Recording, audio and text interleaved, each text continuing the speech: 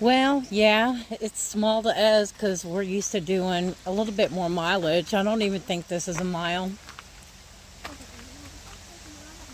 Yeah, I'm not sure. I think it's almost a mile. Hello, everybody. Thanks for tuning into Outside Certainty. Thank you for joining us on our hike. I want to give a shout out to Carla Vision. She is an awesome subscriber and has been following our channel for quite some time. And she always has nice things to say to us. And I just want to let you know that I really appreciate you. And I hope one day that you will get to come to the Smoky Mountains and visit. Maybe someday we can do a little meetup, figure out how to get people here and all that. This is a trail I've already done before. There's already a video on it. This is the Elkmont Trail, Elkmont Nature Trail. It's been a while. We did it in spring. So we're back again. We're actually right now in PE. Elijah's homeschooled. For this year only, probably. Hopefully next year he'll be able to go to regular school. I decided not to put him in this year. He has issues with IBS, and I'm really fearful that he might have a mild case of Crohn's. And I'm just going to avoid any kind of negative circumstance that might happen because of that. Or trust me, he would be in school. It's not something I technically wanted to do, although I will do it because I am overloaded. And, full-time job, part-time job, couple days a week, and homeschool, and taking care of a house is a lot of work for one person. So for me to be doing this, that is the reason behind it for those that are asking or those that think Elijah should be in school. Everybody's got their own opinions, and I wanted to make sure to talk about that today. I've been going back and forth about even making this video. And, I got a lot of friends that are a lot more forgiving than I, and I'm working on that. The major things I needed to forgive in life, I pretty much done. And, recently I've experienced a big healing in that area. But, there's something that still bothers me. And I'm going to talk about it. And I'm not going to use any names because the person watching it will know exactly who they are. And, yeah. So let's talk about entitlement. I had an experience with a family member a few years ago, and I'm not going to get into details of it, but one day they just decided to act in a demonic nature and say some very, very horrible things to me, especially at a time when I was struggling really bad because I followed the advice, which was my choice, of relocating to an area that made me struggle even more. Now that's in the past and that's over. But what I cannot get over are the words, the very hateful, derogatory, untrue, no proof or fact behind it words that was said to me. Now, my parents were older when I was born. I was the last out of 5. And my older siblings experienced a much different life than I did. Jump, Mom, jump. I don't feel like jumping today. Ew. And I guess my childhood, despite the fact that someone, ruined most of it I found a way in a certain way, my childhood was pretty pleasant besides that fact. No. What? What's like this? Yeah, it's a beautiful leaf. It's a rainbow leaf. Yep, it is. We didn't have a lot of money. I'm keeping this in my pocket. Back then I resented that. Now I know exactly why. Of course, I think that's with everybody. But I had a lot of fun. And I spent most of the time with my father because my mother chose to work 2 jobs most of the time. Now, I'm assuming after you have 5 kids that you're pretty darn tired and you need a way to get away from your kids. And she wanted away from them on a regular basis. Let's just say that politely. So she made the choice to work a lot. Granted, bills needed to be paid, blah, blah, blah. But as I am older and realize bills, and they're a lot more expensive now than they were back then, and how much everything costs and all that, I understand why she did that. And I was lucky enough to have 2 parents. And so my dad had 1 job. He chose to have 1 job so he could be home at night with his kids. He chose that. That's what he did. And I admire him for that. Anyway, going back to these words that were said to me. You know, when I was in my 20s, I was not really responsible. And I played a lot of music. I was a singer, a bar singer for a long time, and I had no sense of financial responsibility about me. So my mother helped me out a lot. And my oldest daughter was born, and her father chose not to take part in her life 90% of the time. So my mom helped me out a lot with her. And as a young parent, having a child at 19, 20 years old, I wasn't real responsible and had no idea what I was doing. I'm 5. Yes, you are. So once again, my mom helped me out a lot. My mom financially helped me until I was 30. Until I grasped on to the financial fact. So before then, I depended on my mom a lot financially. What? So,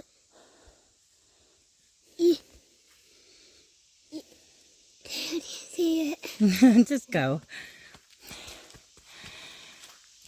So, I guess this family member thinks I had a false sense of entitlement. And I'm going to tell you what I had. It wasn't a false sense of entitlement. It was a sense of being a daughter and having a mom that tried to help me out as much as she can. She sure didn't want to spend a lot of time with me when I was a kid. She sure chose to work a couple jobs to keep the family going and do what she had to do. I guess what she felt that was the right thing to do. But this family member seems to think that I have a false sense of entitlement to all that. She also said that I was a horrible person, uncaring, amongst other things. And I figured if I took the opportunity today to talk about that, that maybe for me, that part of myself will heal. Now, not only did I have to put up with that from her, but when the fires happened in Gatlinburg and I had to move on 2 days' notice, I didn't have a place to go. So this all happened after the fact. And I had to stay with her temporarily. And I noticed how this person had changed and is not the same person that they were, because they went through their own trauma. They worked really hard to support their family. All the while her significant other was not. All the while that significant other was stealing from her, taking her money, and ruining her life. Eventually, she got divorced. But what she didn't do was find forgiveness for him, and she stayed bitter. And she is still bitter to this day. So I think the person that has a false sense of entitlement is them, because they're not nice anymore. They don't treat people like they used to treat people anymore. They think just because they went to school for 11 years that they are entitled to act this way. They think that they are better than most people because they sacrificed their life and their time with their children and all their money just to live whatever type of life they felt that they wanted to. So I just kind of wanted to bring the whole what comes around goes around scenario. And I want this person to know that every bad thing that they said about me and about my past and about who I was as a daughter and as a person and as a human being is not true. And that maybe if that person would go and heal their pain and go and pay attention to what happened to them and try to fix it and start treating people as equal and not like they're superior to everybody else, that would be, a good idea. I suggest that this person find somebody that they can trust. If they're not a spiritual person, reach out to somebody who isn't. Whatever you got to do. Because if not, you're going to grow old and really bitter. And that is going to be your life. All them negative thoughts. That's gonna be my life. No, not yours. So, as far as that person goes, that's all I have to say. Now, I'm not done. My other family member a few years ago sent me a video, and I knew what was in that video when I watched it. But back then, I didn't really have much of a voice. I was in a particular situation, and I said, I'm just going to take the little sister role and not open my mouth or say anything and just take it. Well, today, in a long time, even before today, I won't, and I'm not taking it. I watched this video. It was a Christmas video. And some of my siblings were there, and my kids were over there because I decided to work Christmas. And they bought them presents, and while they were opening up, I heard my family member's daughter sit there talk crap about me. This and that and whatever else, and they didn't know that my other family member was recording. And I heard everything that she said. And not only that, the attitude, just the attitudes from my family members' other child, treated me really mean, would help out, but always in a sense where they made me feel like that I wasn't deserving of that help, or that I was a bum or a loser. And I'm just talking about help with the hands. I'm not talking about financial help or any of that crap. And that really bothered me. And I want to tell them both now, life isn't quite what you thought it was going to be, is it? Do you feel like you're entitled to sit there and talk about people when you honestly didn't know them? Because I knew you. As children, I was around you and I loved you. And I may not have been an adult, but you guys were the highlight of my life when I was young. And to have to sit and listen to that crap and be treated like that by people who are supposed to be your family, It just leaves a really bad taste in my mouth. And I can't get over it, so I figured if I talked about it, put it on video, and put it out in the universe, that maybe healing can begin.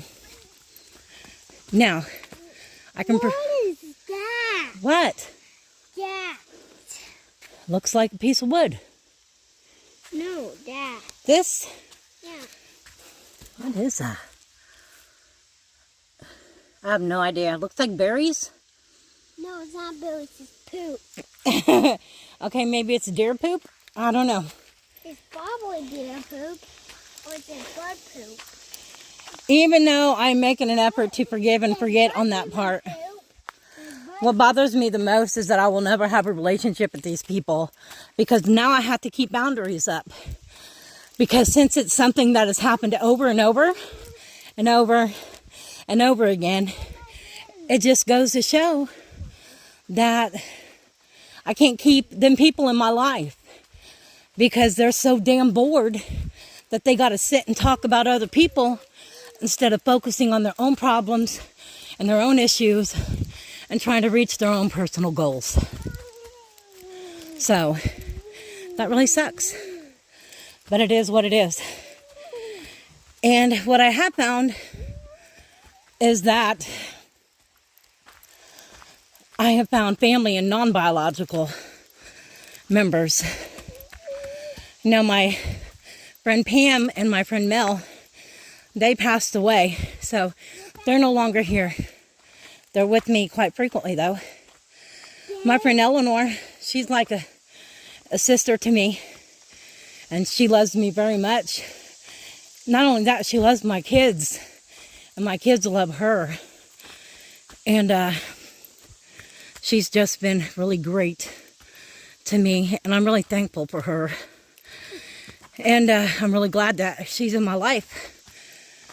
And although my relationship with my biological mother wasn't the best, and her and I are both at fault for that, I was blessed with a non-biological mom who spent her time when I was a young child, even as a young adult, just sticking by my side and rooting me on in whatever it is that I tried to do. She made me, or helped me. She helped me find value in myself and value in my being. And after all these years, you know, I met her when I was 12 or 13. And after all these years, you know, there's been spots here and there where we didn't talk for a long time because we lost touch. But she still loved me. And she still calls me her daughter to this day. And Betty, I just want you to know that I love you so much. And that I hope that you're happy regardless of whatever it is that you do. Anyway, I feel better now.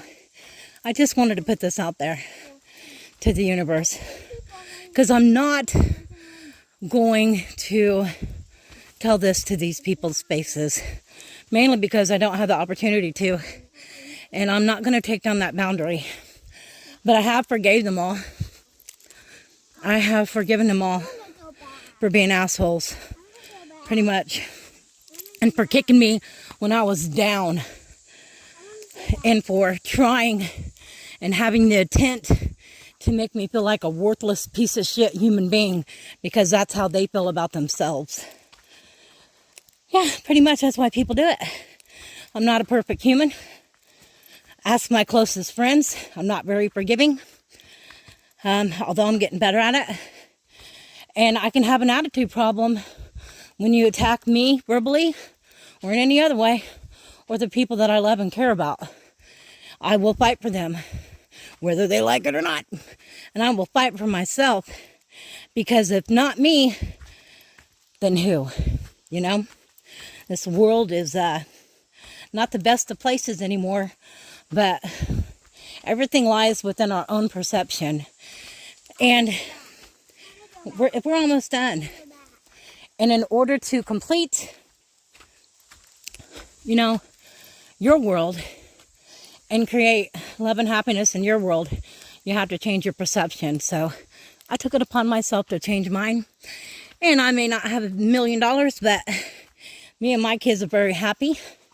I may not be the perfect parent. I get stressed out at times. You know, I gripe and sometimes I yell, but I take care of my kids and I love them and I hug them and I make sure that they have everything that they need, you know, as far as physical needs and emotional needs.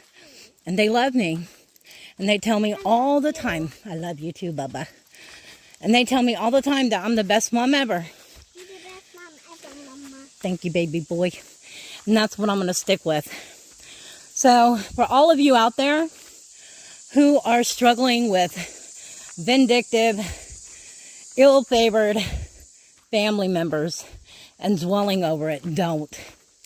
All it really is just a seed of hate that stays and sticks around, and then you'll end up like me, having to talk about it, you know, to someone, somewhere, or on a video or whatever, because it bothers you every day when you wake up. But I'm glad I got to say my piece. One more thing, and this is another personal thing. My father was a good father, but he had issues just like everybody does, and he liked to drink a lot. Now, my parents were older when they had me. My father was 40 when I was born. So at the age of 21, his health started going downhill. And financially, that started going downhill for him too. So I have another family member that says, you didn't let Dad live with you and he took care of you. Hello, I was his child. That was his job as a parent, to take care of me. And honestly, while everybody else was having this great teenage life, doing what they wanted to do, or being treated like gold from our mother or whatever, while you guys were doing all of that, I was a child who had to take a bath in dish soap and barely had any groceries to get by on because this dude was so cheap. No, not you.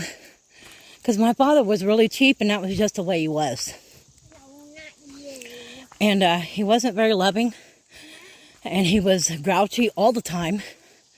But I was very aware that he loved me. And when his health and his finances went downhill, everybody thought it was such a great idea to not even ask, but to just bring Dad to his 21-year-old daughter's house, who was financially irresponsible and couldn't really hold down a job. I'm trying to take care of a kid at the same time and had to have a lot of help from my mom because mentally, at that point, I couldn't really grasp. So this family member that wants to sit there and say, oh, you could have taken care of Dad, but he had to move in my basement. You're his kid too. You're his kid who was grown and had a job and had a family and was established and had the room. But somebody didn't want that. Somebody was embarrassed by our father. But you sure do have a lot to say, don't you? You have a lot to say. Everybody has a lot to say.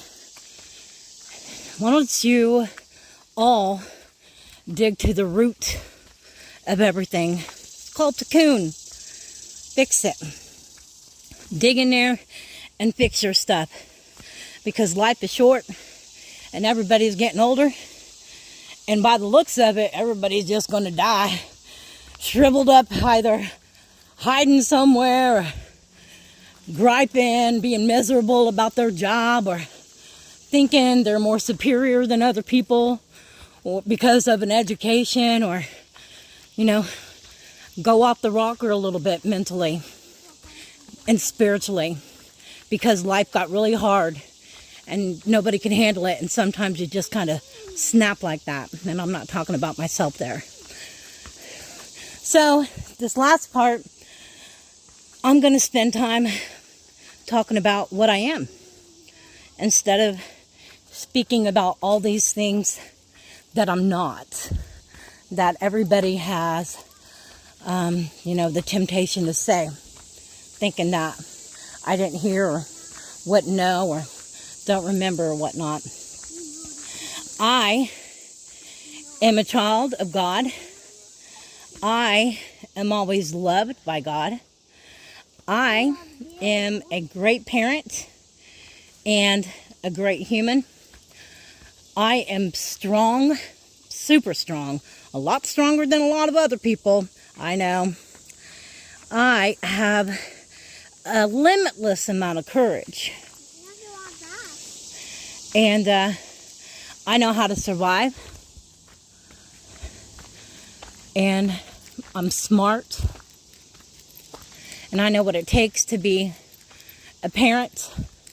And I know what it takes to be a best friend to myself. And I know what it takes to be a friend to others. And I know what it takes to love people like family when they're biologically not your family.